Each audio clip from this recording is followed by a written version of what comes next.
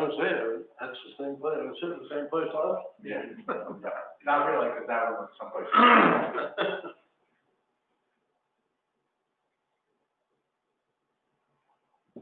According to the TV, it's 6 o'clock. Yep. Yes. You guys all set? Sure. We'll call the meeting to order at 6 o'clock. Can everyone hear me out there all right? Yes. Judy, can you hear me? Yes. Great. First on the agenda, are there any changes or additions, Dan? There are none. Okay. Next, approve the minutes. The minutes of January 4th, 2021. So move. Second. I have a motion and a second. Is there any further discussion? All in favor, say aye. Aye. Aye. Any opposed? Motion's passed. Community concerns. Yes, please. I would like. I can go after Jamie. Oh, how you doing? How you doing, James? I'm good, Bob. Thanks. Can you hear me? Yes, I can. Okay. Welcome. First, I want to commend you for your Mountaineer attire. Thank you very much. Yeah. Nice. But the reason for my joining this evening is 2 weeks ago I sent in an email to the town administrator regarding the Act 250 Duhamel pit permit, and I'm looking to find out where that stands. My email. He said it would be sent on to the board. I can have Dan answer, but I think we're all kind of waiting at this point. I did send it on out to the board. Okay. And right now, we're just waiting for, I'll be more in depth, but we're waiting for our engineer to put together responses. Did you hear that, Jamie? I did. So I guess what I'm hearing is that the town is not interested in hearing from or working with members of the recreational community as far as creating responses to the 250 board. I can speak to that a little bit, Jamie. This is Eric. How you doing? Yeah, go ahead. Good. Jamie, what we got back from the Act 250 Commission was 11 pages. Yep, I've read it. Got a copy of it. Yep, I've read it, and that's what prompted my email to Dan. Right. So it is so in-depth, we immediately asked for an extension. We're granted that extension until March. Yes. Giving us, or giving the engineer about, 2 months probably to get a response together so we'd have time to review it and make any last-minute changes or whatnot. I can tell you that my focus, although there were items in there about the recreation trails and the recreational usage of the property, my focus is on the gravel and making sure that we have covered all of the protection zones that they're asking about. I am very, very much focused on that, with the recreation trails not being dismissed, but I'm so concerned about our ability to get materials out of that phase 3 right now that I haven't even thought about getting together to talk with anybody about recreational trails. Okay, I certainly appreciate that, Eric, and I have never tried to counter the fact of why that parcel was purchased, nor the gravel extraction. I may not like it, but that doesn't mean that I don't like it, but that is what it is. My feeling is that there were a number of questions proposed by the 250 Commission, and they seem to be very much interested in getting answers to recreational related questions. And I think, in my opinion, it would behoove the town to answer those questions as fully as possible with input from the community, only because I think that it would look better to the 250 Commission if you've worked and spoken with the community as to not. And my feeling is that they're not just going to, I think they're going to press on those questions, in my opinion. So I'm just offering myself And, you know, if there were other folks that wanted to join in to help answer some of those questions, because it is, or it was obvious to me, certainly by the site visit and from the pre-hearing conference call, that recreational trails and recreational usage is a real hot button topic for them. Yeah, they certainly showed plenty of interest in their 11 pages that they gave us. I guess at this point, what I would encourage you to do, Jamie, is to send us something in writing regarding those specific items that they mentioned to us, with your suggestions as to how we should move forward. Setting up meetings is problematic with COVID. I'm just not into, I'm recovering right now from some medical stuff, so I'm just not into a lot of that stuff. But I'm willing to entertain any suggestions you may have. And at this point, we're far enough along in this stuff. The party status has been identified, and I'm not against hearing from the community as far as their input. But honestly, my focus is about gravel, whether or not we're going to get another stone out of that piece of land. I understand that, and I'm not trying to stop gravel from coming out of the pits. That's not my intent here. My intent is to make sure that there's been inclusion in the recreational committee or community in the process, and trying to work with folks so that, you know, we as the users from the recreational community lose as little as possible. And my feeling is that the engineering firm really didn't conduct any interaction with that community when they put their plan together. You know, at one point, I believe there was a meeting with some recreational group. I don't know who it was. Back on May 7th in 2009, I asked Dan Lindley if there were meetings from that get-together. He said that he felt that those meeting minutes were taken by the engineer. I asked for a copy, and I never received anything. So I have no idea, and at this time, I don't have any proof that shows me that the engineering firm or the town discussed any of this with the recreational community before it went forward. And I'm just trying to have a say so that, you know, we can, you know, have as little of a kerfuffle later on as possible. Because I think that we, as a recreational community, are losing a fair amount of trail there. And I think with a little bit of creative thought, which I think engineers should have, they should really be interested in trying to come up with a creative solution to be able to find a way to not eliminate as much trail as they have. Well, I'm really not arguing with you as far as the recreational community is concerned, except they are not named in the permitting process as having party status. But we have taken input from anybody during our meeting processes and our initial meeting last spring, from anybody and everybody. That was an open meeting where we received a lot of input from the recreational community. And I think what land area is now going to become fully open in phase 1 and phase 2 after reclamation is done far exceeds the amount of acreage we're going to be using in phase 3 based on our limitations of the open pit that were given by the Bureau of Mines. You know, the phase 3 is going to be obviously a moving target. As we excavate more materials, the pit area moves. There's 4 phases of the phase 3.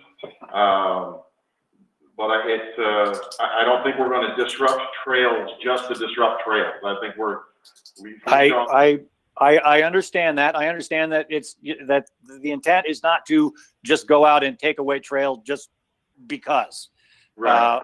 The unfortunate piece is that initial haul road that comes in is a major disruption to that trail network.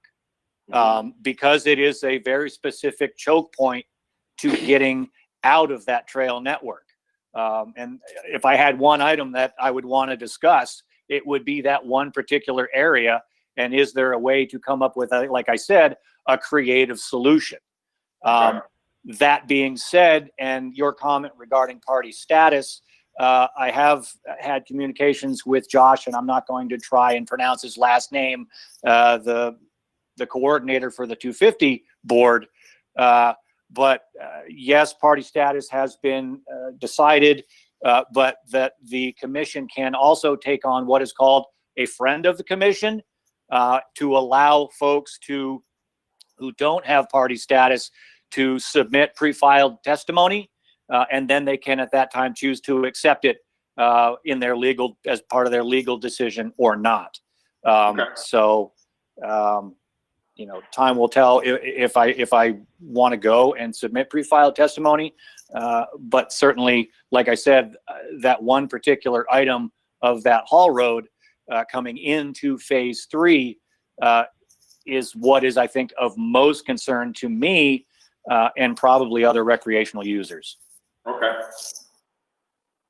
Well, Jamie, it's certainly good to have you have your input, and it seems like it would make sense to have you be sort of the conduit from the recreational people. And I don't know if you wanted to try to get together with them and present something like Eric said, put together an email for us, like you've read the Act 250 plan, and for us to be able to go forward with the best responses.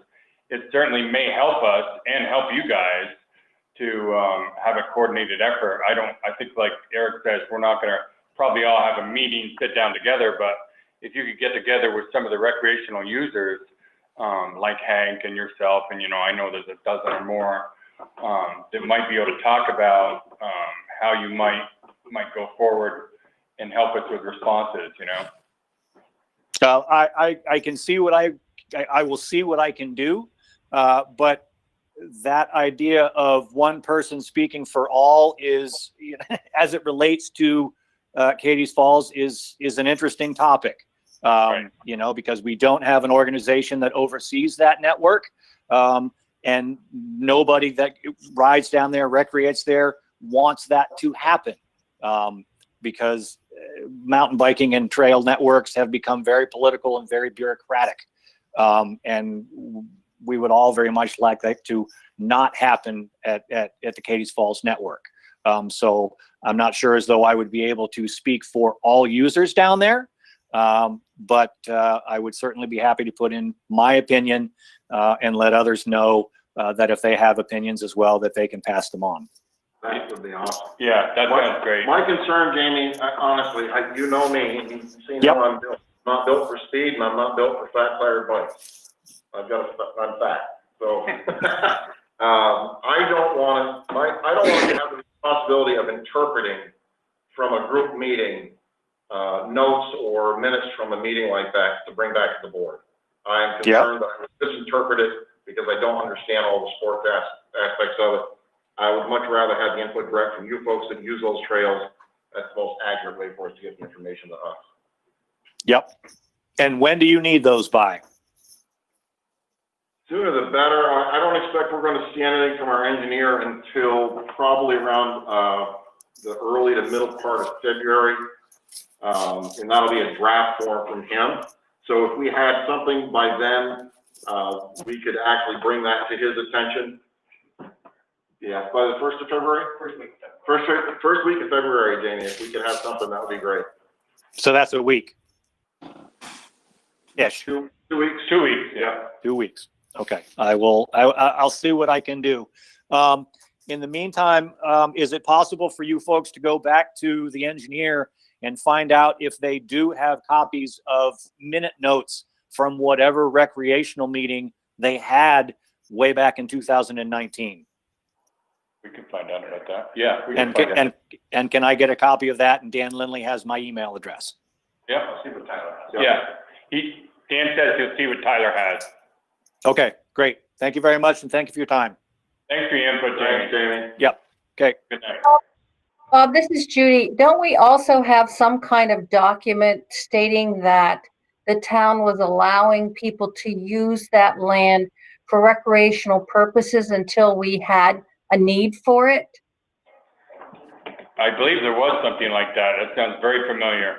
There was a select board approved recreational policy, for the New Hamel Pit property that was approved by the select board. We have found those records, yes, we have. Yeah, so the answer is yes, Judy. Okay, I'm very concerned that the site is going to be lost on the reason we have this piece of land and the cost it's going to be to our taxpayers if we are considering just recreational use of the land. And there has to be some kind of meeting of the minds because the property was bought for the specific purpose of the gravel pit. Well said. Agreed. I totally agree. Okay, do we have any more conversation on that? Can you hear me, Matt Lindemer? Yes, go ahead.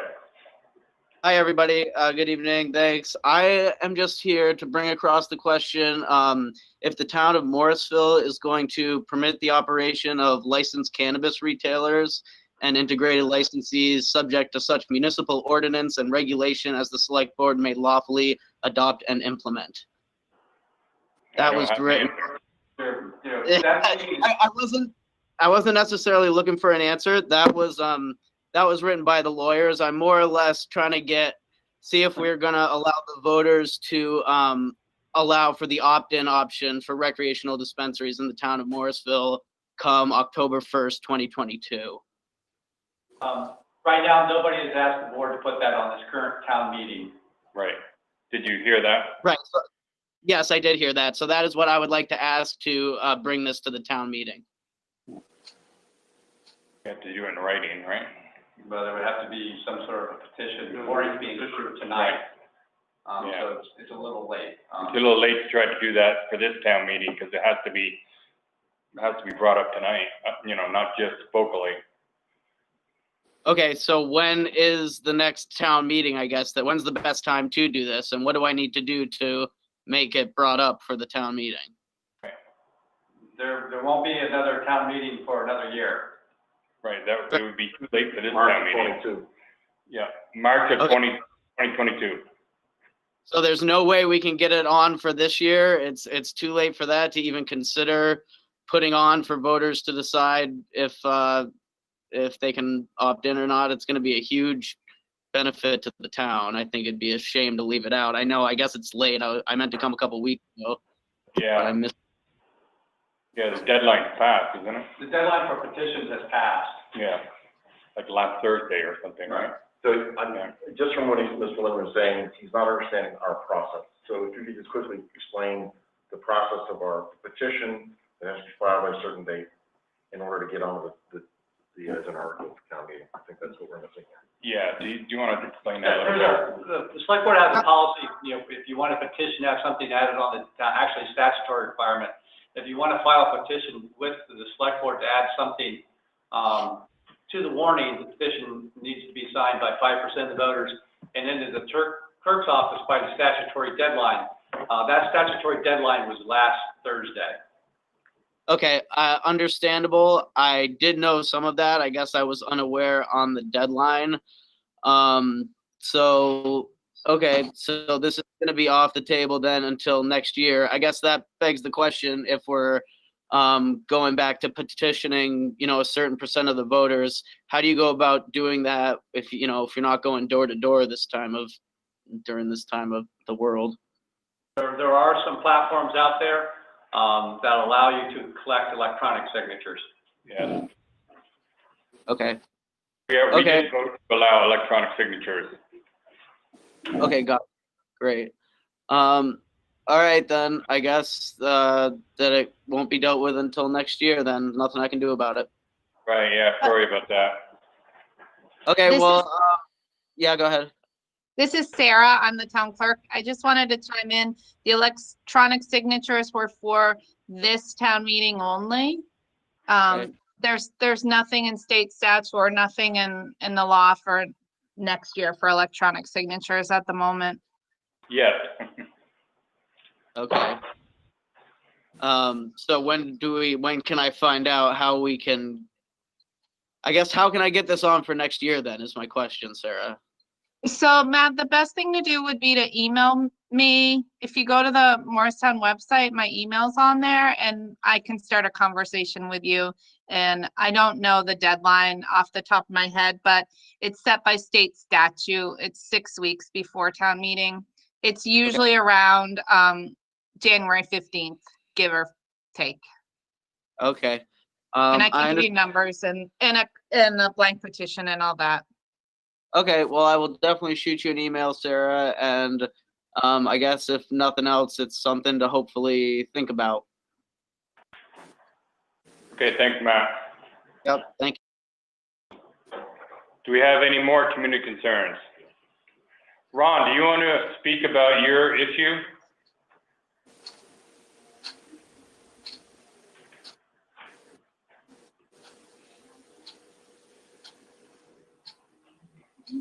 Yeah, You don't have to yell, they can hear you. I'm sorry.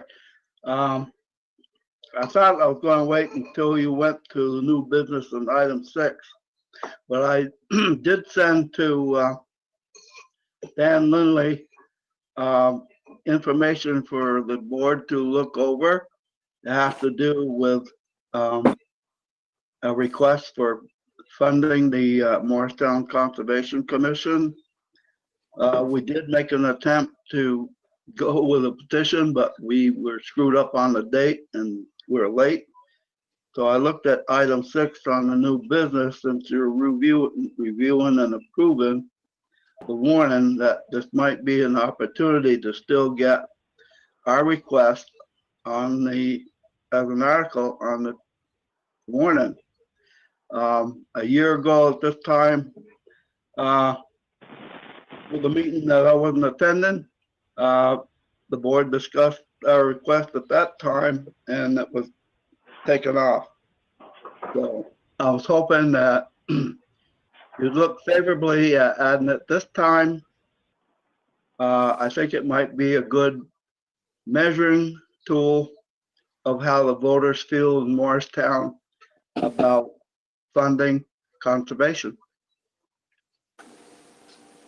You want to comment on that, Dan? Or Just so, I think I sent it around, but Ron has asked the board to put an article on the town meeting warning that would fund the Conservation Commission for the purchase of land or conservation efforts at 1/2 penny on the grand list, or roughly $32,000. I think that we do have money already, that's out there right now for about $50,000, I think, Tina. Yeah, there's more than $53,000. $53,000 currently available also right now, that's already kind of money in the bank for the Conservation Commission as well. Right, so this would be in addition to that. Correct. You said there's $63,000 available to the Conservation Commission already. That's correct. You just said. Okay. That, if you knew that.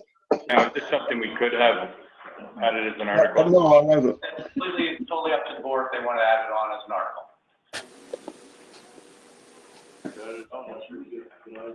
Yeah.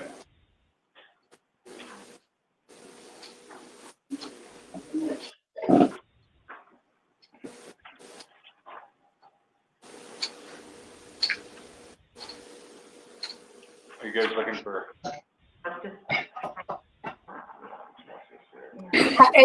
How is this different from the request we had 2 weeks ago from Imelda? Yes. It's the same. We denied that at that time too. That's right. Yeah, and since you didn't meet the deadline with signatures, then it's up to us to go forward and not to go forward. We want to set a precedent here? Or? Ron, this is Eric Dodge. How are you? I'm good, thank you. Hey, Ron, so I think I voiced my concern before on this topic. I'll just reiterate a little bit, just from my standpoint. I don't speak for the board, just for myself. But I think if there's no plan to spend the money or no project that the money earmarked towards, I have an issue going to the taxpayer to ask for a tax increase just so we're going to dump $35,000 into a fund to be used at discretion of the Conservation Commission when there's no target for that money. We have the 1 cent that we asked for the fire department that's targeted toward equipment, capital equipment. So that helps us to keep our budget from going on a roller coaster ride, a more level playing field year to year. But I'm concerned that we don't have a project marked in line. And I can tell you that you and I talked in a meeting not too long back. You talked about wanting to plant a certain type of hardwood tree. I want to say it was elm, but I don't remember exactly. And I talked about the reclamation of the phase 1 and phase 2 of the gravel pit.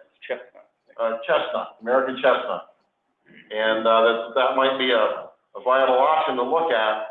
That would be a project that you could actually put a dollar figure to, that I would have no problem entertaining that type of a project and funding toward that on a budget line item. But just to add a half a cent to go into a fund, to me, doesn't make good sense for the board to do.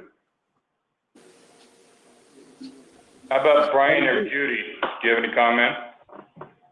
We do have projects that we're looking at. I don't know how much money will be involved with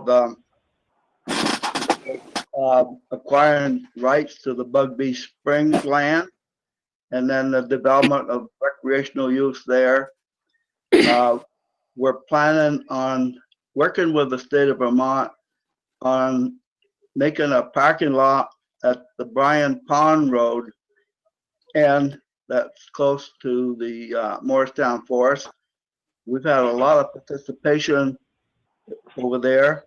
We're still working with, I'd rather say the village of Morrisville about something to do with Clark Park. This has been on the books for 5 years, still waiting on the federal people to give them a new license. So, and other things we'll probably develop. We're tied in with CDs. We would have to extinguish those if we wanted to use money in a hurry. I'd like to point out that any monies that we spend, you guys have an oversight on it. So, like I said, I think this would be a good test to see how the voters feel about conservation and the work that they do. Thank you. Thanks, Ron. Do you have any comment, Gary, about it? I don't know, I just gotta say, I wouldn't go for it for this year because, I mean, we just barely talked to a person that wanted to get an article on the town meeting, and we denied them, and I don't know how Imelda did turn out. I don't know if she ever got, I haven't heard any more from her, and heard, you know, we required the same thing from her, and I understand that this is a viable town commission, but I'm not sure that they should be able to trump the rules either. Right. How about you, Brian? Can you hear me? Yes, I can. My thoughts are, we put a bunch of money in their account already to do things like he's asking to do. I would rather see him, just like Eric said, come to us with some projects. We can change his money that he's handed from us in the beginning, rather than put something there that's just sitting there adding up money and not going anyplace. I'd like to see some of it being used. And the worst thing is that bothers me is these other people that are trying to get on and they're late. I'm sorry it's late. Maybe if he got there a little bit earlier too, Ron. I'm not saying it's a bad project. I just think we can try to do it a different way if you want to. Put it in your budget. We might be able to increase your budget next year. Thanks, Brian. How about you, Judy? I just feel that since we turned down Imelda, we can't then agree to allow the Conservation Commission a free ride onto the ballot since we denied Imelda. Point well taken. How does that sound, Ron? Probably not good to you, but we're trying to be fair to everybody. Well, I guess, if we plan up anything, then we'll come before the board like we have in the past. We did spend $7,000 last year, with work on constructing access to the Morristown Forest from the, Beaver Meadow parking lot. So, like I said, we have some things in mind. I have things in mind to do more with actual land conservation that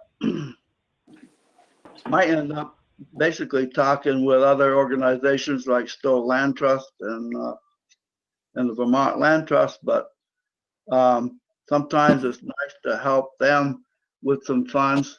There was good news this morning in the Burlington Free Press, not in Lamoille County, but 1,200 acres was conserved in the town of Shaftesbury. So there's organizations that are concerned about protecting the land and the environment, and my group is oriented towards that.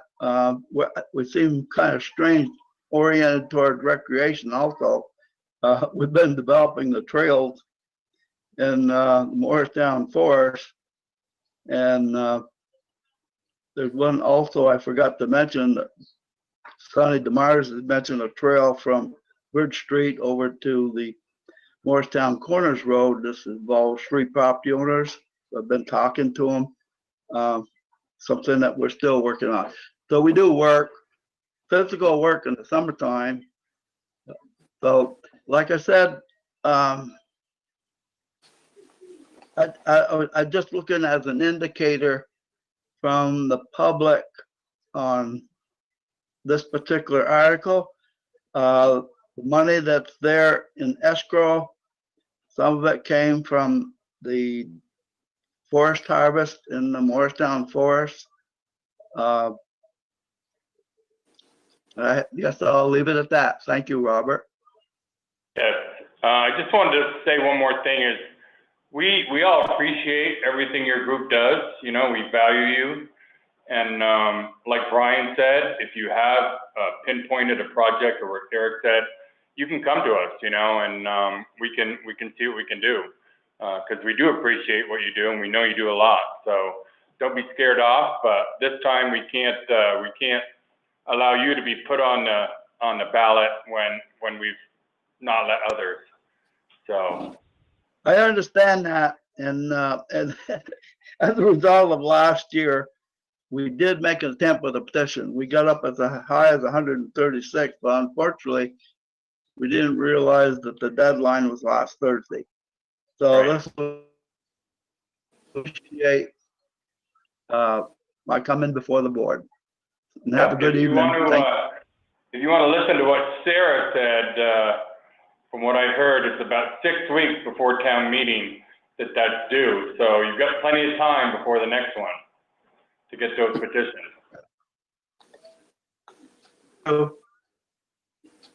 Thank you. All right, do we have any more community concerns?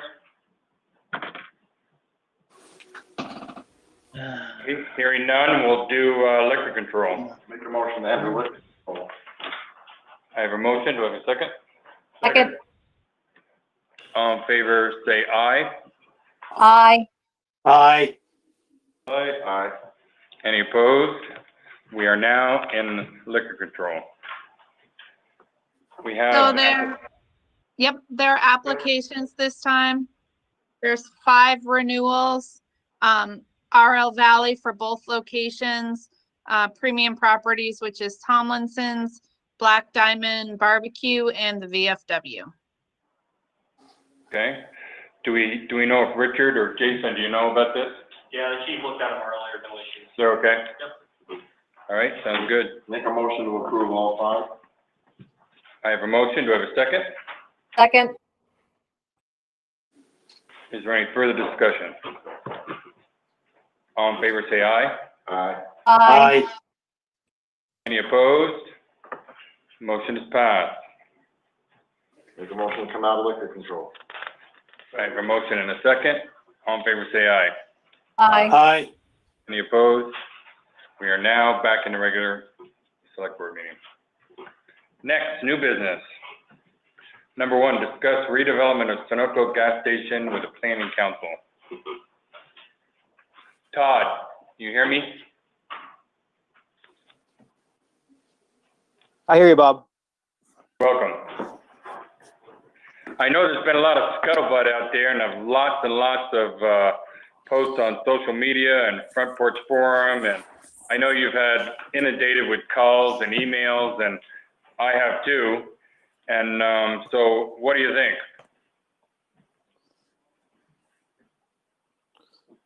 Well, this isn't really my agenda item. The board wanted to talk about it, so I don't want to steal their thunder. Right. I can give you a little background if you want. Briefly is some background, and for anyone who's going to watch this on cable access, the owners made a decision to discontinue the use of the gas station. They really couldn't, because of the size limitation. It's a little more than a quarter of an acre. They couldn't put enough money into it to. There wasn't enough space to put enough money into it to make it profitable enough to continue. Most gas stations now have bigger gas pumps, have bigger convenience stores. Gas isn't really a profit leader anymore. They get you on the $3 Gatorade and the $2 bag of Pringles. That's where they make their money. So the tanks have been taken out. That's what we saw a couple weeks ago, the removal from the ground. And the property will be sold in the next couple weeks to, I assume, the highest bidder. They're not going to hold on to the property once it's not a revenue producing asset for the company. They want it written off their books. So I expect it to change hands in a couple weeks. And the most obvious question I get all the time, what's going to happen there? I don't know that yet, because the new buyer will drive that. Obviously, then once we know who the new buyer is, I'll have a better understanding of what can go there or might go there. There are some zoning controls that will shape what goes there. We can get into that if we want, but I'm not sure that's really a discussion for tonight. Okay, sounds good. Does somebody else have any comment about it or input? I'm glad this was brought to our attention. I'm hoping there will be some kind of plan that makes it something that looks nicer in the downtown area. Has there been any thoughts or ideas, Todd? I know there are a few different developers in town interested in purchasing the property. Each of them will do something dramatically different there. It can't be a car repair business. We don't allow those new uses like that downtown. That's been discontinued there for quite some time. Could be brought back as a gas station. Obviously, it's a non-conforming use, but I don't think any of the people looking to buy that I'm aware of, and again, there could be people looking that I'm not aware of, I don't know everything, or want to do a gas station there. Most likely it will be apartments, some sort of commercial storefront.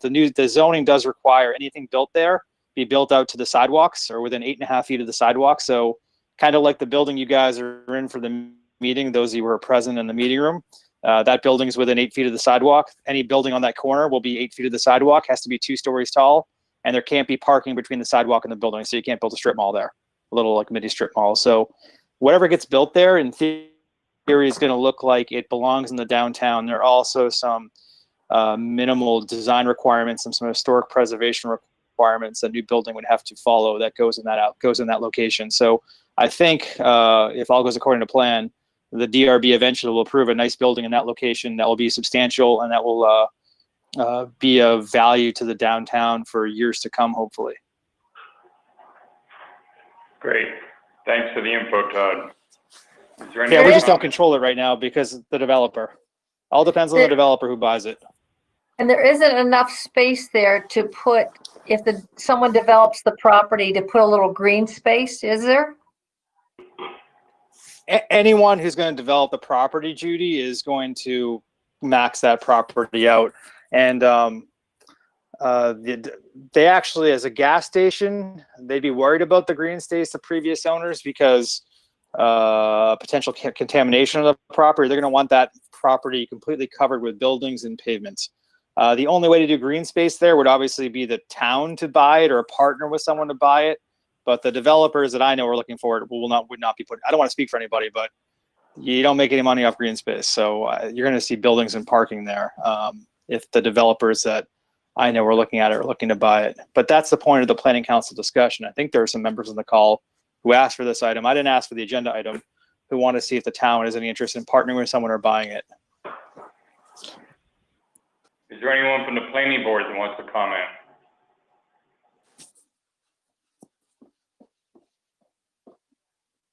I don't see anyone there. All right, well, thanks for the information, and we'll see what happens. Okay, thanks, guys. Yep. Oh, Next, sorry, Judy. Thank you all. discuss mailing absentee ballots. Sarah? So, the governor signed in effect today Act H48 that allows a couple of things. It allows town meeting date to be pushed back. It allows mailing of all absentee ballots, and it allows the Secretary of State's office to set directives that they think will help towns based on COVID.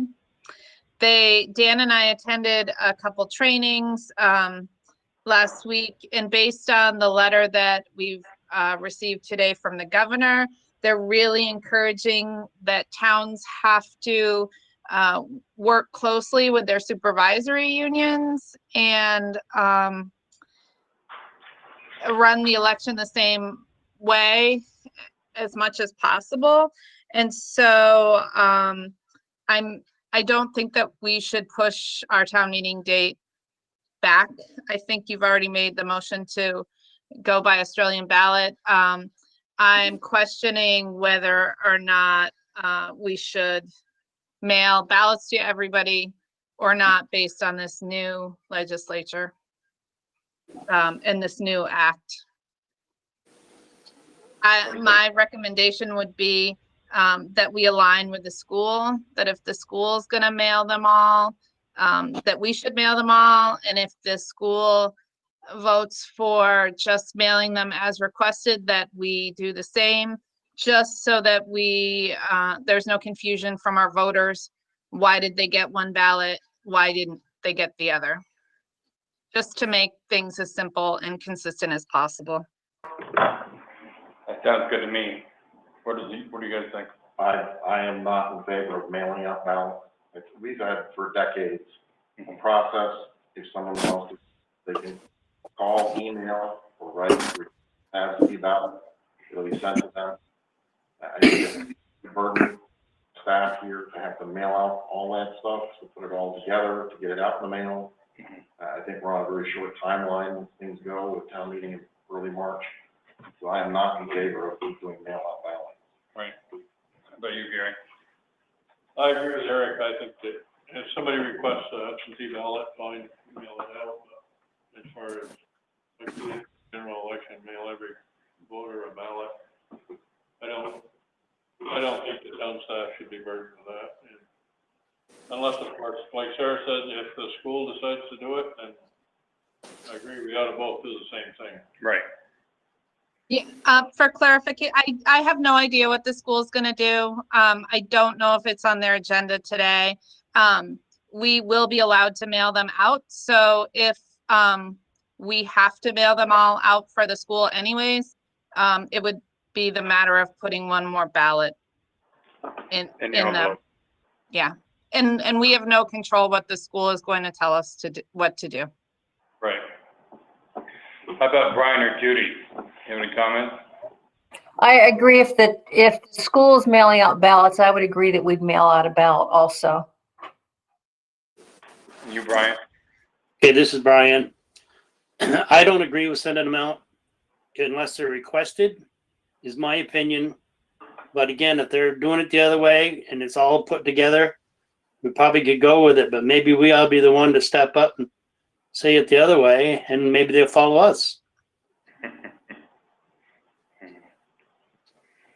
Yeah. No problem in mailing out ballots as long as they request one. Okay.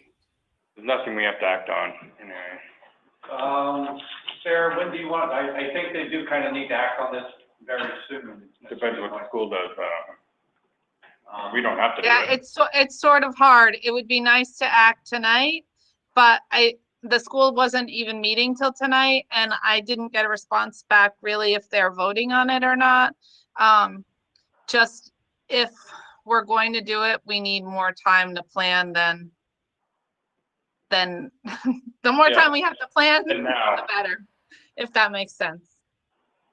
Yes, Just it does. because the BCA has instructed me to send a postcard to everybody to let them know that let our voters know that Australian ballot is that town meetings by Australian ballot, and the ways to get your ballot. And I can't really do it until I know what we're going to do. So I really need both the school and the town to make decisions. So it sounds Sarah. like we're gonna be, I can check with the school in a few minutes. Can we come back to this subject then in a few minutes and I'll check? yeah, we can. Okay. Okay, what about discuss Australian ballot in accordance with Act 162? So at the meeting, one of the trainings that Dan and I just recently took, you already voted to use the Australian ballot system, but in the motion, it needed to say in accordance with Act 162, because that's the authorization that you have to do it. And so it's just, we need to ratify the motion that and include that language. It's really housekeeping kind of thing. I move to adopt the Australian ballot system for voting on all articles in the 2021 annual town warning as authorized by Act 162. Will that do it, Sarah? Yes. I have a motion to a second. Second. Is there any further And if- discussion? It may not be necessary. If I hadn't been in the training, I wouldn't have even known, but because I went to the training, I'd rather do it correct. Good to cross the Ts. All in favor, say aye. Aye. Aye. Brian, I'm sorry, you- can you repeat Brian? it again? Brian's an aye. Judy? I was consulting. Can you tell me what that was again, please? We had a motion to adopt the Australian ballot system in accordance with Act 162. It's just a housekeeping issue. We already voted to go to Australian ballot. Oh, okay. It's Judy. Any opposed? Motion is passed. Thank you. Does that work, Sarah? Yes. Okay, discuss delinquent taxes. That's you too, Sarah. It is me. So in December, we turned over the list of delinquent taxes to Jim Barlow and asked him to send demand letters, which he did. The deadline was Friday, and now here's a list of delinquent taxpayers that still haven't paid since receiving his demand letter. So I bring the list back to you to see if you want to move forward on tax sale procedures and hiring Jim Barlow to do so. Want to make a motion for discussion? Yeah. I move to proceed with tax sale on properties that are in arrears of $1,000 or more. I have a motion. Do I have a second? I'll second it. Is there any further discussion? So, Sarah, I have a question. The ones that are less than $1,000, they don't get a buy. We continue to send them letters and attempt to collect, correct? Correct. And then when they reach 1,000, next year, then they would go up for tax sale. But yes, they're not written off. They continue to get notice. Right. So this motion is simply to keep us from spending more on attorney's fees than the actual taxes owed, correct? Well, it's also because I am an appointed delinquent tax collector, not elected, and so I don't have the authority to engage and services with the attorney, it all has to come through the board for approval. Thank you. Thank you. Okay, all in favor, say aye. Aye. Aye. Brian and Judy? Aye. Brian, aye. Judy, aye. Okay. I have an answer about the ballots being mailed by the school board. Okay, They are going to mail Australian ballots to all voters, all registered voters in the town. okay, so what do we want to do? I heard we want to do that as well? It's up to the board on how you want to proceed. I'd make a motion that we go along with the school board, just due to the fact that, Makes it easier. I understand that the town clerk's office is gonna have to stuff and send those out anyway, so it might slide one more piece of paper to it, same envelope, and get it done. I preferred the other way, but does it make sense? There is, it is a lot more work for us. I will say that there is, I forgot to mention that there is money from the state also to help us, with the mailing of it. Okay. There was emergency funding that was also approved. Okay, I have that motion. I have not have a second. Do I have a second? Second, Okay, is there any further discussion? Eric? Eric is opposed to it, as he spoke before. How about you, Brian? Yeah, I'm opposed. Okay, I'll say this, I think it's easy that the school board to dictate to increase the workload for our county staff. When they don't have any staff licking envelopes and stuffing envelopes. right. That's my angst with this piece. There is a process in place for voters to get an absentee ballot. And I don't agree with our staff having to go the extra step of adding our ballot into another envelope. I just think that's very good. I'll let my vote. Right, but like as Gary said, as long as they've got to do it anyway for the school, put one more ballot in there. So all in favor by roll call vote, Gary? Aye. Judy? aye. Brian? No, Eric? No. And I'm aye. Motion is passed. A divided vote. Something We go doesn't back to happen. delinquent taxes, because both Sarah and I will need you to approve for, James Barlow to do, Yeah, we did, didn't we? you didn't actually approve this, you approved the tax sale, but you did not Oh, approve okay, yeah. signing the letter. Yep. Okay, do I hear a motion on that? I make a motion to approve the letter, Engagement letter. the engagement letter with Barlow. And have me sign it? Yes. Second, And second? Okay, all in favor say aye by roll call, Gary? Aye. Brian? aye. Judy? aye. Eric? Aye. And I'm aye. Motion is passed.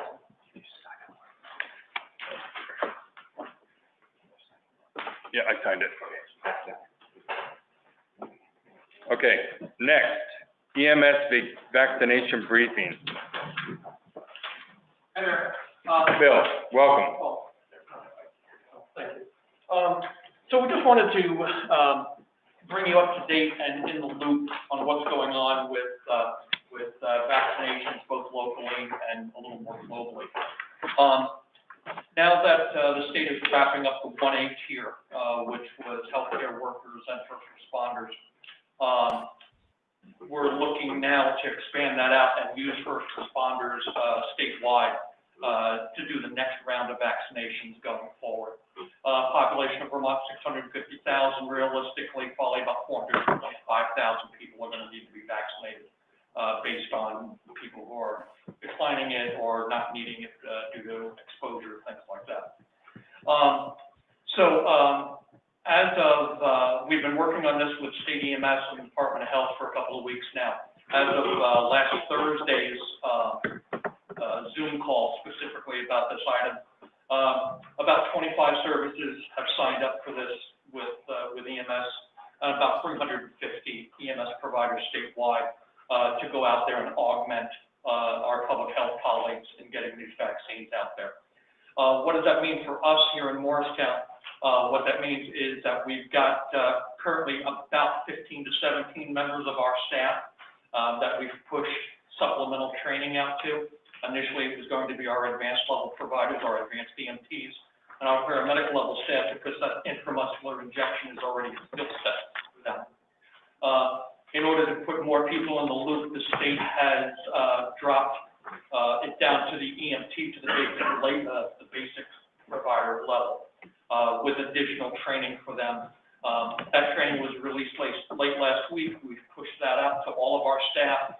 We're in the process, starting hopefully tomorrow and into the weekend and into next week, of getting our people in to do skills to demonstrate that.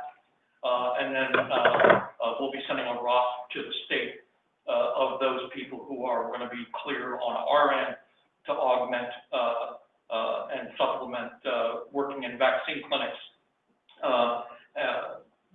The process is going to be, hopefully, as I understand it, initially supplementing in vaccine clinics. The next step after that would be kind of top-up clinics where they would call me or Corey and say, hey, we need 3 people for a clinic that we're setting up 2 days from now, the one that is not scheduled. And then the next step after that would actually be going out and supplementing our home health friends in making home visits to people who cannot make it to the clinics. In retrospect, we look kind of wise that we bought an ambulance last year that just happened to have a refrigerator in it. So we have the ability to keep these vaccines cold while we're going out to deliver them. In return, it will provide an unexpected revenue stream to EMS and the town. It'll provide an unexpected revenue stream to some of my staff because we'll be invoicing the state for their time and getting that back and then passing that on to our staff. So that's kind of the big picture of how it's working. Just this afternoon, they kind of pushed the goalposts a little bit on us and released another training that I'll finish reviewing in the morning and push out to the rest of our staff tomorrow and get that piece of it done. But as of now, we're hopefully looking to be online and ready to do this starting next week, and certainly by February 1st, unless something else gets pushed back.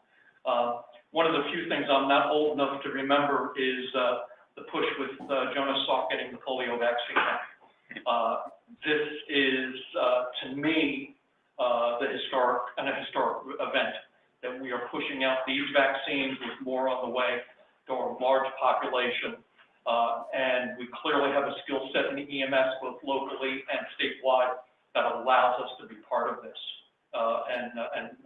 It's something that, in talking with Dan, clearly in our wheelhouse, and clearly something that we think we should be doing.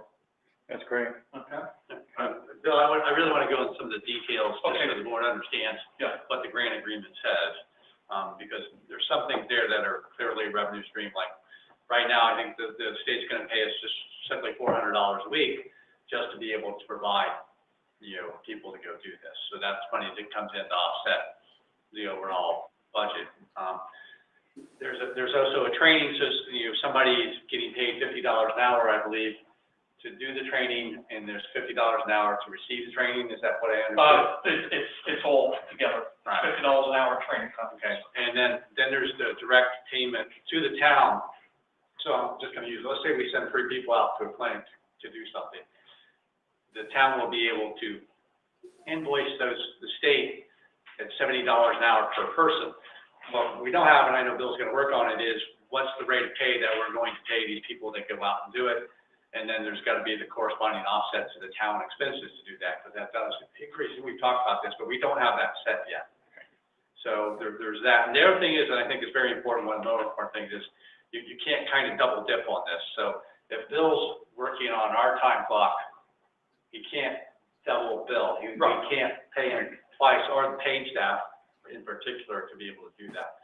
So the hard part on this one is, since it's a volunteer staff, yeah, we can pay them to go out and do it. It's that rate of pay and what we're going to establish for that rate of pay. And I don't think you have anything established for that. No, no, we're still in the gearing up, pushing up training mode. So But that's something you could figure out yeah, based on training and everything. right. Just certification levels and stuff like that. So it's, there's still a lot of details there. The ambulance money, of course, if we're sending out our ambulance, I think it's $20 a mile. Right. Something like that, that's a direct reimbursement to the town, that offsets our expenses, so it's a revenue line in.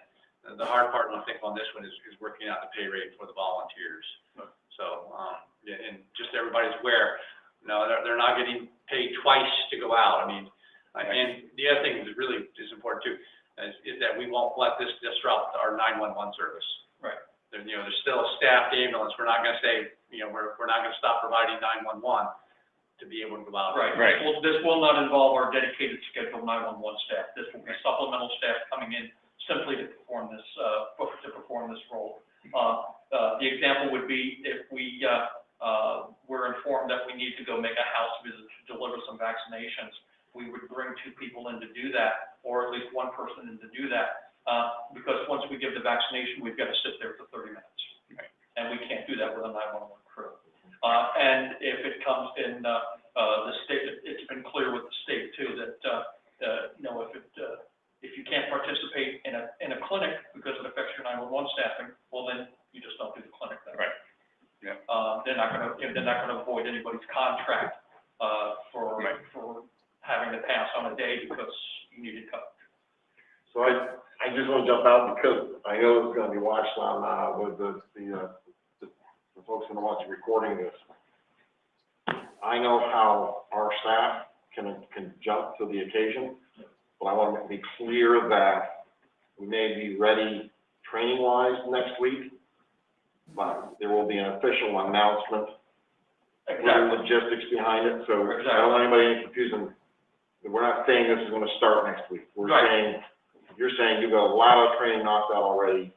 We're close to being to that point, but there's logistics of location, times, and so on. When we're hoping that when the state is ready, when it's announced by the Department of Health, when it's pushed out to the health districts, that our staff will be there ready in lockstep with them to go. Got it. Awesome. I just want to clarify that. And location-wise too is something we have to work on as well. Yeah, right. They gave us a tentative schedule today of when the fixed clinics would be, but no idea where they will be. So that's kind of what we're looking at right now. And we've got more training to push out, but they just gave us this out. It's good for all the listeners to hear that. Okay. Thank you. So they're coming, and we're happy to be part of it. Sounds good. Cool. Thanks. All right, we were gonna do approved town meeting warning, but we're gonna do the budget first. Review and approve updated budget. And you guys really need to thank Tina for doing all this work on the budget. Thanks, Tina. You're welcome. She's the one that really went out. We've talked about a lot of different things, and the budget's kind of one of those things that, just because you've seen it, Tina's always going back and looking for things that we can change to help lower the budget or save money. It's a constant thing that she does, and in this particular case, she really came through. The other thing, there's a couple changes, and Tina, if I get this wrong, slap me upside the head and let me know. Obviously, with the Act 250 response that we got, there's no way that we're going to be able to take sand and gravel out of our pit this summer. We're not going to even get a response until March. And it's going to take a while to schedule hearings. It's going to take a while to get everything done. And for us to sit here and say that we'll be able to get sand and gravel out of the Newham pit this summer isn't realistic. I think we would be lying to you if we told you, oh yeah, we can get there. I just don't even think it's realistic. So Kevin did some research and tried to find out, what we could, where we could get particularly sand from, because it's a limited supply out of Oil County. It's not easy to find. Just for example, natives can't supply us. If they tried to supply us, they would exceed their extraction rate, and they wouldn't be in compliance with their permit. And quite honestly, you know, as everybody's talking about this, it's getting to be a harder resource to find. And I think that's obvious. With anybody out there that's looking for it, Gary, you've been in the business for years. I don't have to tell you that. So in gravel, so we found out, and we figured that for next year, we need to put another $140,000 into our budget to be able to purchase sand and gravel for one fiscal year.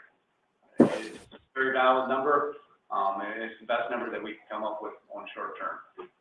In percentage points, that's about 2% on your budget. So that's a lot of money. Tina was right when she came to me. It didn't make sense for us to sit here and go, oh, gee, we can just take it out of reserves. That's a big chunk of money to take out of reserves. We know it's an oncoming expense. Once again, we can't lie to you and say that we're going to be able to get into our pit and be able to extract gravel next year. That just is not realistic, and we'd be, don't feel it's our position to sit here and lie to the select board or the voters for that matter and say it's all going to be able to work out in a couple of months. It's just not realistic.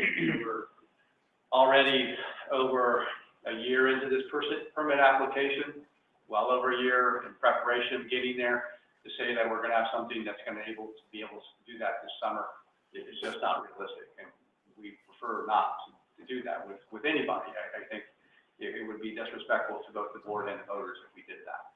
So we had another $140,000 in, and then Tina really started looking at what we could do. Of course, we've had an HRA or health reimbursement account for a number of years, and health reimbursement accounts work great for the employees, it's worked great for the voters. And what we looked at is how healthy is that fund and what we can do with it. Right now, it's a very healthy fund. We are committed, I think the board is committed to keeping it funded at healthy levels. But once you get into next fiscal year, you will have more than adequate money that you can take some of that money and use it as a revenue line to offset expenses next year and not hurt the health reimbursement account at all. It keeps it funded at a very healthy level. We'll meet all our liabilities for the employees. And you know, quite honestly, we've been working with this for years.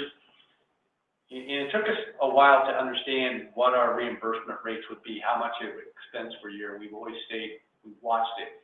And we both feel next year that you'll be able to take about $225,000 out of that as a revenue line to offset those expenses. And I think we're both very comfortable with that. We looked at it again this afternoon just to be sure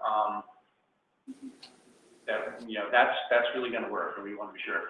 So what all that does, and it's all shifting around, did I miss anything else, Tina? No, that's pretty much it. Yeah. We were able to get the budget down to a 3.3% increase. Great. Yeah. So, but once again, we didn't feel it was responsible from us to say that we're going to be able to get into that pit this year to extract gravel. And I think, Judy, you were talking about the expense. You know, that's a one-year expense. So, you know, Yes. when you get in there, you know, I think you're going to start to see those rates go up because I think other towns will run them. I can appreciate everybody's, you know, the vision of what that land should be. But I think, you know, I'm the guy that tries to get things done for the board and for the community for that matter. And you're looking at some pretty significant increases in your taxes if this continues on like this. It's a valuable resource. That land, you know, is what's for up there for gravel extraction. I think everybody realizes that. But I think that gives you an idea of what the expense is. I think that's a little bit on the low. I think Kevin put in enough gravel to re-gravel 1 mile of road. Yeah. We have 70 miles of road that we have to gravel. Doesn't really include any projects. So, you know, and we do use some of those things for that. So, yeah, it's a big chunk of change. Once again, it's 2% on your budget. So you think if we're not adding this, we'd be able to have that budget down to probably about, you know, 1.3, 1.4. To give you any idea, taxpayers paid $850,000 for the Duhamel land. Yes. How many years ago? 30? No, I think it was in the 90s. Yeah. Okay, so we're 25 plus years ago, they paid that kind of money for it. And $140,000 in 1 year.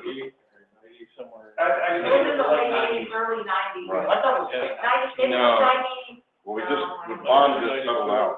Yeah, I was thinking 91, 92. 92, I think is when it was signed. How many yards of sand do you use a year, road sand? I roughly have that, yeah, I can't remember the exact totals, but, Kevin put together the numbers and went out with what he could get, so I can't remember, but, we really, from my perspective, I was looking at the budget numbers, I don't remember what the quantities were. But, I do worry about some of these other pits that are out there, being able to supply sand, and it's a valid concern. There's extraction rates and there's limits on all these pits out there. Quite honestly, good quality gravel is hard to find. Yeah. Hello, this is Kevin. Kevin, how you And doing? to answer Gary's question, we average right around 10,000 yards of road sand every year. Thanks, Kevin. Thank you. I might have, access to another source, but that'll help. Thank you. You're welcome. This is Judy. I just think it just needs to be repeated, just how much money we are asking the taxpayers to cough up, because there have been people who feel that the land is better used for recreational purposes than for the purpose it was purchased for. Thank you, Judy. I'm going to continue to be the voice of the gravel pit because I'm a liaison with the highway department, but near and dear to my heart, $850,000 was the purchase price a little less than 30 years ago. This year, we're estimating $140,000 for road sand and a very minimal amount of gravel to take care of our road. It is not enough to take care of our roads. So that dollar amount could easily go up. In the event of a natural disaster, we have to rely on our undesignated funds, which were depleted as of the Halloween storm, and we still have not been reimbursed from FEMA on those funds either. So I appreciate you not going to undesignated funds for this budget. I agree with Judy. It's very important for folks to understand. I don't dismiss the value of the recreation on that land. I'm not their enemy. I just have to focus on the gravel more than the recreation, because if we lose the ability to extract gravel from that pit with the money we have invested, the materials we've taken out of the first two phases have probably paid back the taxpayers pretty close. I haven't done the math. But if we aren't able to gravel out of the third phase of this, that line item is going to do nothing but go up. That's a huge increase to our tax. 30 years or 29 or whatever it is. But, I remember when I first got on the board and we talked about the gravel pit and we talked about the Act 250 permit and there was some, wording in there about we were allowing the use of recreational purpose in addition to drawing out gravel, but that property was bought for gravel. It wasn't bought for recreation. And I think at one time we could have posted it and not allowed any recreation. And now I almost wish we had, because of all this, the Act 250 is given the recreation such a consideration that we may very well lose it for the extraction of gravel. And I got to believe that the majority of townspeople would not be too happy to hear that, myself included, because it will continue to drive the property taxes up for many years to come if this all goes away. So that's my comment on the whole thing. Kevin, are you still there? Yes, I am. Approximately how many yards of gravel do you use in a typical year, along with the 10,000 yards? The last couple of years that I've been there, we've only scrimped by with about 3,000 yards.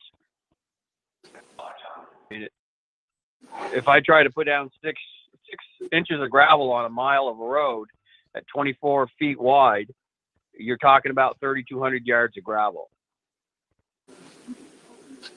Kevin, yeah, because that phase 2 is starting to run out of good gravel. I mean, Kevin, I'm 99% positive, we had to buy gravel last year, didn't we? Yeah. Yeah, we actually bought. There's too much clay from those phase 2, it's just. We found something, not a lot, and then, the other thing is too, is I don't think we have a lot of stone to crush either, which saved a significant amount of money. I mentioned to Dan, this is Judy, this is the second time, at least the second time I can recall, that Dan has predicted something and it's come true. He said if the recreation trails were going to kind of mess us up in this whole process. Oh, yeah, I knew it also. I knew it a long time ago. And a couple particular people that also add to it. There's gonna come a day when that entire property is recreational. Yeah. And right now, there's more value under the grass than there is on top. Yeah, let them get together a price and they'll buy it for $5 million and then we'll buy all the gravel we want somewhere else. That's my idea. Anyways, let's go back to the budget thing. Well, that's the changes. I don't think there's any other changes that we made to the budget. But, you know, they really, realistically, you know, I didn't do anything here. Tina did what last year did. So, she's the one who was able to find this stuff and keep working the budget. And so I think we got it to more acceptable levels. So do we want a motion to? You've got that right there. Yes. Okay. I make a motion to rescind the prior motion to accept the budget as presented. I have a motion and a second. Is there any further? Does that mean we throw away all the old pages from the budget book and submit it with the new pages? No. I think you probably just got all your new budget book pages today, Judy, so just look through that and see, some of them are just need to be replaced. Okay, thanks. It's really the overview that's changed. Okay. Are you something? Yeah.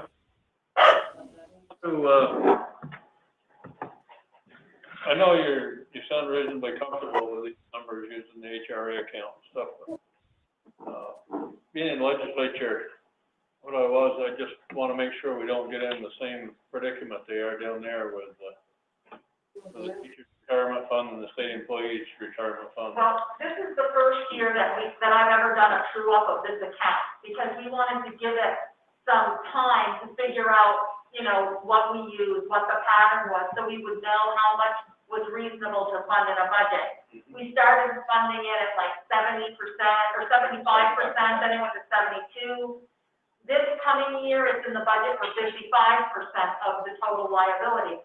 And by my calculation, even by putting it, the calculation sheet you'll see in the back, but my calculations say that we will have a maximum, we will fund 75% of the maximum liability in that account. So whenever, you know, we post to pay for somebody, we are gonna always have 75% in that account of that. The chance of everybody using it is not gonna happen. Right. And, No, I'm not questioning your figures or anything. No, I'm no. just assume that the state is now it's gonna be. at a $600 million underfunded liability for just that one. And that's the reason why we wanted to look at it, because, you know, quite frankly, that HRA is I think, done great things for the employees. I mean, now realistically, you know, I think most employees, a lot of pay is their premiums.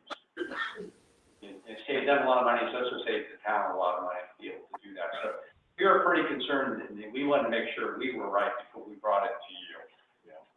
Because it has, I mean, we've really lowered the town's healthcare cost. You know, it's almost like we're a little bit self-insured, and none of us would ever be level or comfortable being able to say that we've dropped that level of protection for the employees below that 75% level.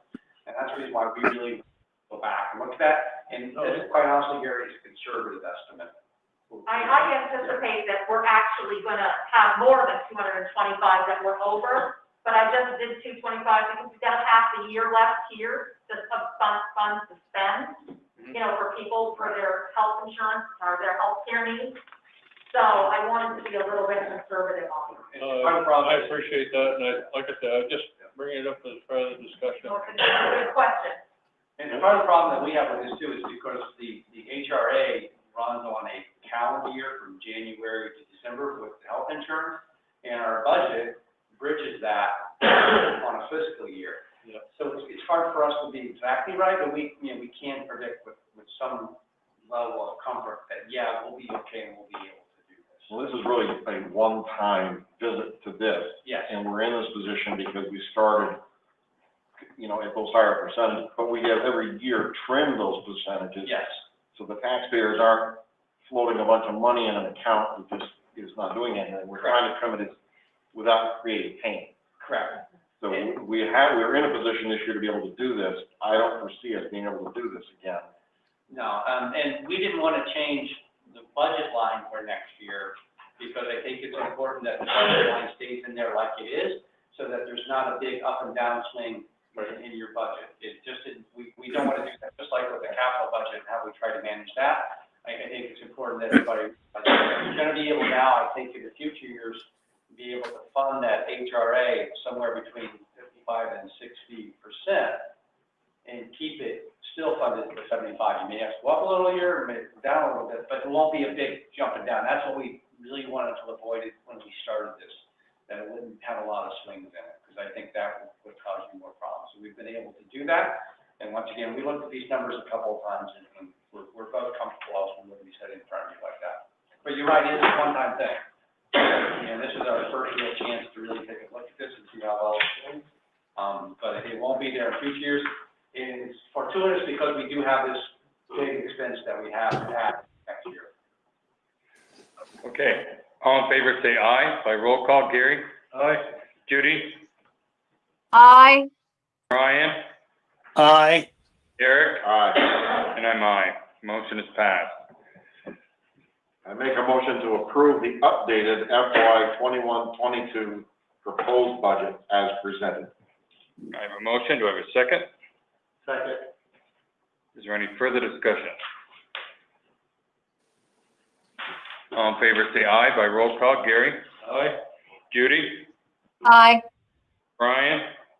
Aye. Eric? Aye. And I'm aye. Motion is passed. Okay, next. Do you want to do the town meeting warning now?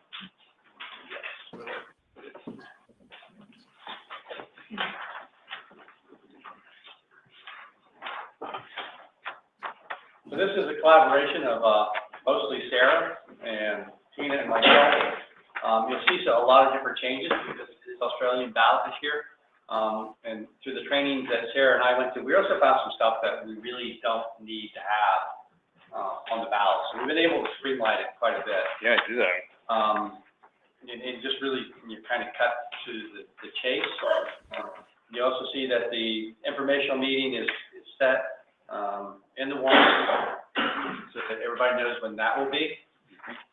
We've asked Shap to fill his role as moderator and lead that meeting, which I think is kind of back to the tradition of town meeting and let him run the meeting and the select board and staff be available to answer questions.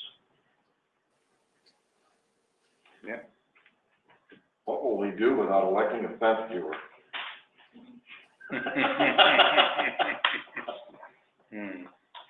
Gary, keep your cows on your property, will you please? All right, You guys still wanna get to make- appoint that position, Eric. Oh, we have to point that one? That's a point. That's actually been off for a while. It's the Okay. grand juror. So Dick Sargent can't stand up and say, thank you for electing me every year, but I don't do anything in this position. I think there's more than one of those positions. Yeah, they, most all disappeared last year with a legislative change. And, or they now just became appointed, kind of a name only. Kind of like the old blue laws, some of them. So,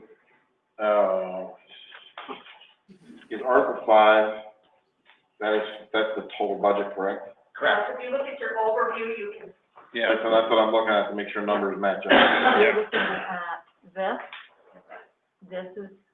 This is what we don't raise in taxes, and this is what we have to raise. Got it. great. Got it? Those numbers Yep. match, thank you. Yep. Any questions on this?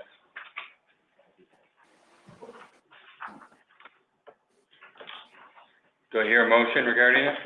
Make a motion to approve the town meeting warning as presented. Second. I have a motion and a second. Is there any further discussion? Sarah, you probably have already discussed this, but, and I know you have.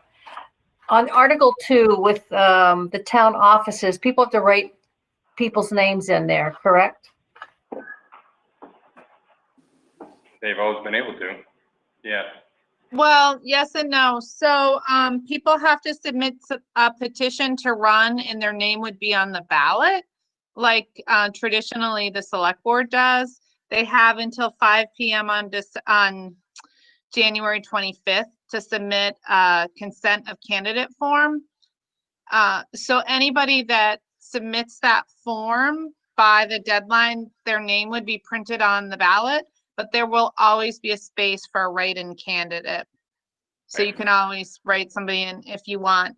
And then the legislature did waive the petition requirement for candidates this year. So if you're running for a position, you don't need to Get 30 submit. signatures.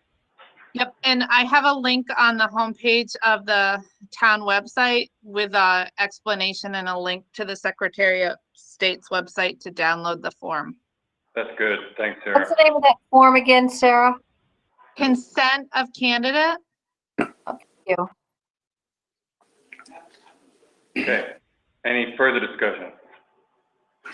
All in favor, say aye by roll call. Gary? Aye. Judy? Aye. Brian? Aye. Eric? Aye. And I'm aye. Motion is passed. Next, review and approve updated TA job description. Yeah, there was just a few changes, I think, that we discussed at the last meeting. It is being advertised right now, so it's out there.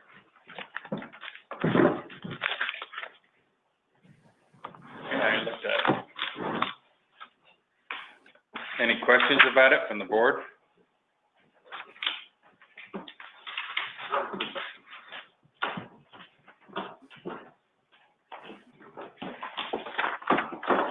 Make a motion to approve the updated town administrator job description as presented. I have a Second. motion and a second. Any further discussion? All in favor, say aye by roll call. Gary? Aye. Judy? Aye. Brian? Aye. Eric? Aye. And I'm aye. Motion is passed. Approve the warrant. Do I hear a motion? Make a motion to approve the warrants. I have a motion. Do I have a second? Judy? Aye. Aye. All in favor, say aye. Gary? Aye. Judy? Aye. Brian? Aye. Eric? Aye. And I'm aye.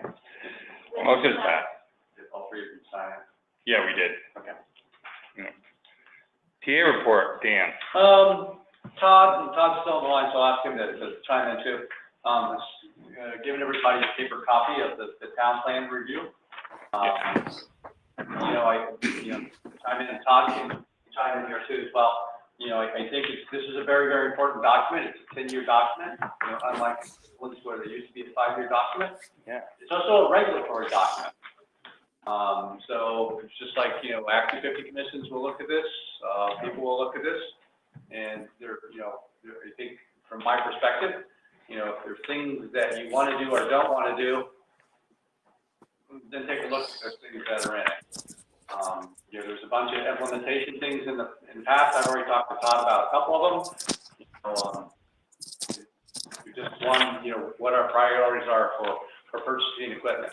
Best Street. You know, I think it behooves the town, or the select board, really, this is your document. This is what you want to happen in town over the next 10 years. So it's a very, very important document. In fact, to me, this is the baseline for the town and what actions the select board is going to look to take over the next 10-year period. And you should treat it as that, because this is really what sets the base and sets your goals for what you want to do for that next 10 years. And so please treat it that, and when you read it as that. This is select board's direction for the next 10 years. Todd, you want to chime in on any of that? Todd told me earlier, it's a really, really great read. It's only 60 pages, shouldn't take you only just a few minutes to read it. Yeah. Is that? Thanks. Thanks, Gary. At least now we know there are 2 people in town that read it, me and you. 3. Yeah, it's the first major rewrite we've done. There are some stuff in there that's carried over from the last town plan, which is really written in 2012, 2013. The 2015 amendment was just the Herchak Green Mountain Arena proposal. More important is the timing. We can put anything we want in the plan. That doesn't really matter to me. You guys want to get this done. I want to get it done. It requires a 30-day warning at both the planning level and select board level. So I just warned this last week. The earliest I could warn this for last week was February 23rd. So it takes a while to get a hearing, and then you vote to approve it at the next meeting. So a select board meeting at this point is already out into March, if not April. So what I'm trying to avoid, I'd love to get all the comments in by the February 23rd meeting. If you guys want to make changes, great, we'll make changes. What I'm trying to avoid is doing the February 23rd, letting planning vote it in March to you guys. You'll have a hearing in April, and then we get to your vote in May, and you want to change X, Y, and Z, and then we're starting at the 30-day warning of planning again, and we're looking at this thing in the fall. So I'd love to be proactive and try to get all the changes. I don't really care what they are, to tell you the truth, on the whole. I just want to get everything kind of done in one batch and not have to make last-minute changes if possible. Well, I'll do my That's the homework. spiel. Yeah, it's not a bad read, Bob. I think you'll like it. I would disagree with Todd just a little bit. You know, I think it's more important to get this document right, and I think it deserves the time that it takes to get it right. And if you have to go back and do hearings again, a 10-year document, I strongly recommend that. Yeah. We'll see. We'll have a look. I think Todd's point is, don't put this on the shelf and then pick it up in April and start looking at it. Yeah. Yes. Right, Thank you, Eric. Exactly. Thank you. I read the last couple. This one shouldn't be too bad. It's not that thick. I'm not one for big, long documents, lots of regulations. So it's definitely streamlined from where it used to be. It used to be 160 pages or something like that. Like the zoning bylaw, they're both about 50 to 60 pages now. Yeah. We're getting there, making progress. What else you got, Dan? All right, the Act 250, I think we talked a little bit about that. Of course, I sent everybody the response that we got to Act 250. I've been in contact with Eric as the highway liaison, and of course, Tyler, you know, who's our engineer and our consultant on the project. He's going through it. You know, I think there's some things in there that can be easily answered. Some things I think that are in there that are going to take a little more difficult to answer. He did request the extension, so now we have until March 5th to go out and get our responses put together. So we're working on our response. It's a lengthy reply that we got from the Act 250 Commission. It's the first one that we've got in writing since we started the process.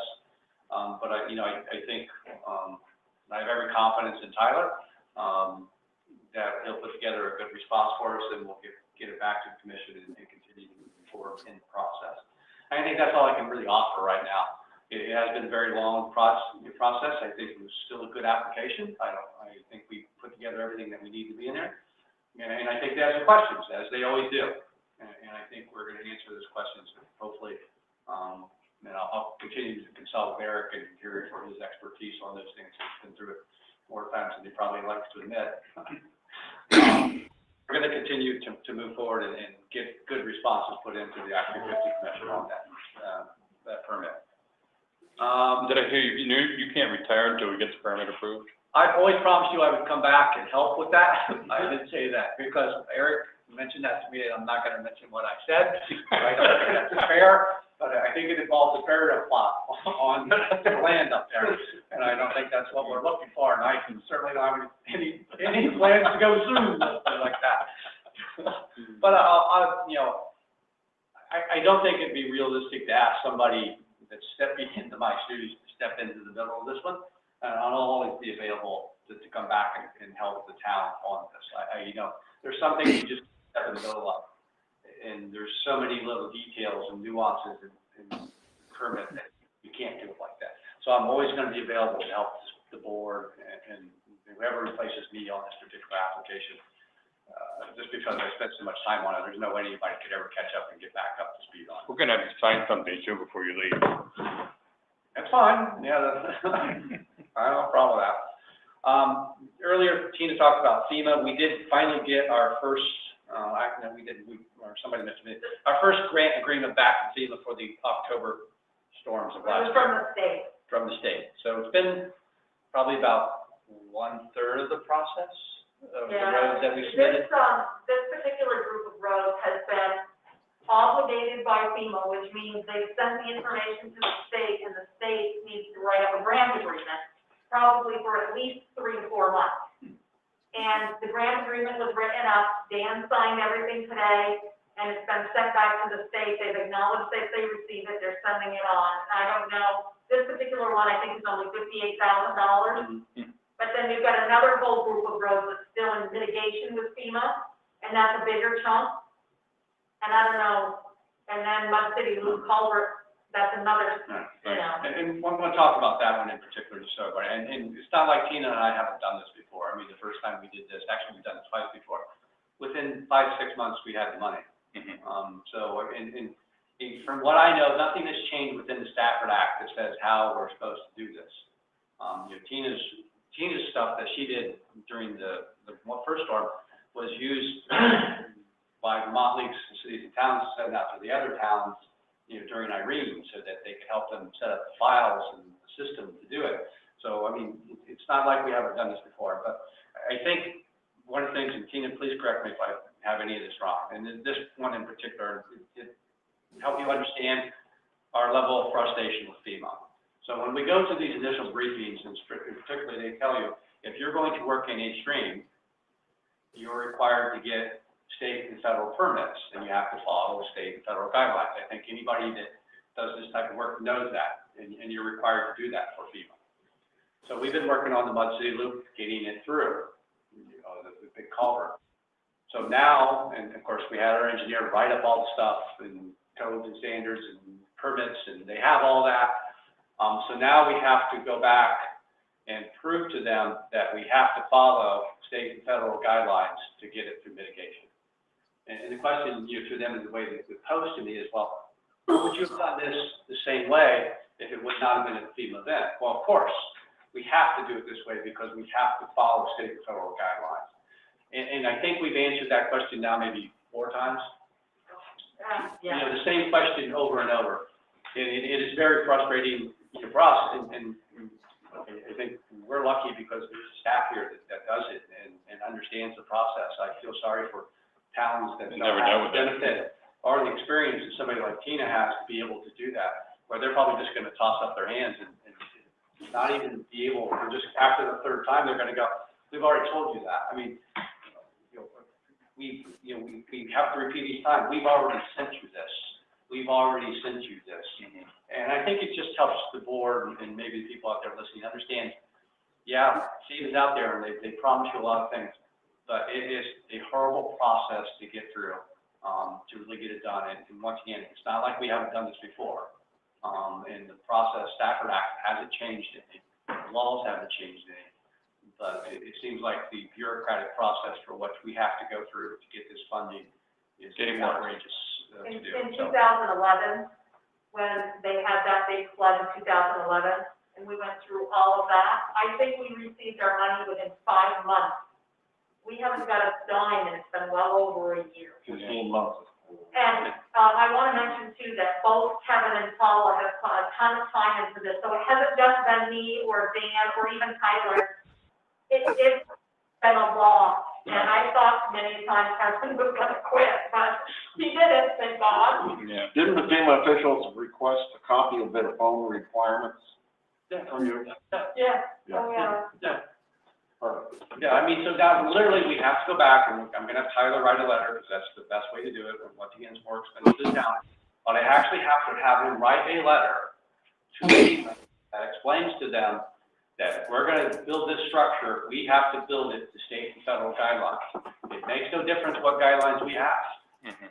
We have to have a permit from the state and we have to send them those guidelines. We have to send them a link, or we have to send them a paper copy of the guidelines.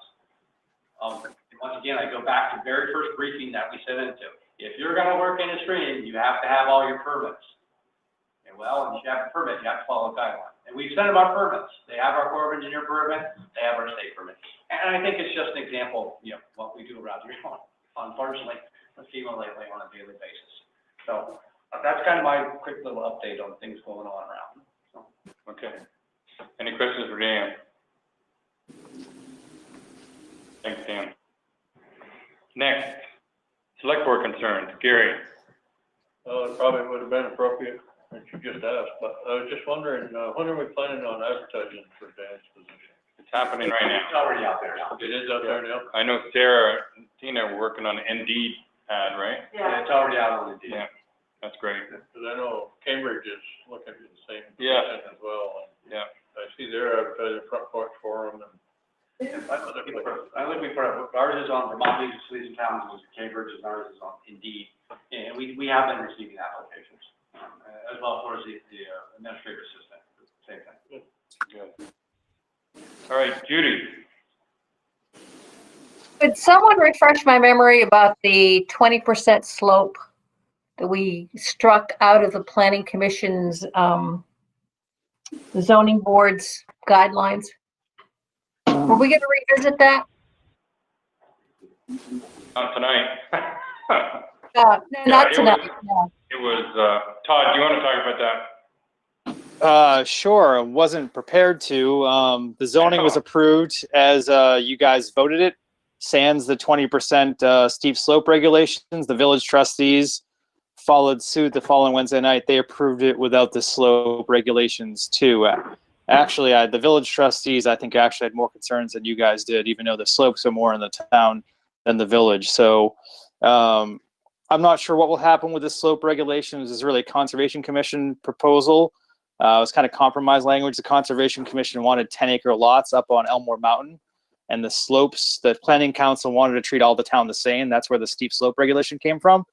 I think it's probably dead for now. We'll see what Ron wants to do. I do share concerns with sending single-family home applicants to the DRB just because they're putting part of their barn or slope or whatever it might be on a steep slope. So I think you guys made a fine decision, and we can always rework it and try to craft something different if you'd like. Okay, thank you. No, so I think you all, I shouldn't say you guys, sorry again, Judy, I keep doing that. You all made a good decision. Thanks, Todd. How about you, Brian? Concern? The only concern I have is that I don't have that big book I could be reading, being I'm stuck in my room. Here we can get you one. It's not that big though. Thank you. Eric. So, on my soapbox for just a minute, please humor me. So throughout the year, things come up in front of the board and we all scratch our head and wonder what the answer is. And we turn to our different department heads for that answer, and we seemingly always get one. It's an amazing thing. Tonight I've listened to department heads from every area of our town government talk about the complexities of Vermont law, federal law, the intertwined percentages within budgets, and calling out monies to help defray expenses, this, that, and the other thing. I guess tonight it all just came to a head to me when I heard all the different staff members in town talking about their areas of expertise and how fortunate we are. And the true value of our community is the people in it. And the true value of our town government are the people that work here. And how blessed we are to have that level of expertise. Sarah keeps us out of hot water because she goes to training after training. She's learned her job. She's got to be one of the best in the business. Tina knows numbers inside and out. I just, I can't say enough, Dan has done the same thing legislatively, kept us on hot water. And a host of other staff members I haven't mentioned, but I just gotta tell you that, we really are fortunate here in Morristown, in our community, for the staff that we have here, that continues to work hard for us every day. I agree. That's a good comment. All right, yeah, I'm good. Is there any other business? Make a motion to adjourn. So moved. Is there a second? Second. All in favor, say aye. Bye. Aye. Brian. Aye. Aye. Bye, Judy. Motion is passed. Thank you. Thanks, everybody. So I'm gonna need. Have a good night. Over and out. Bye. Bye.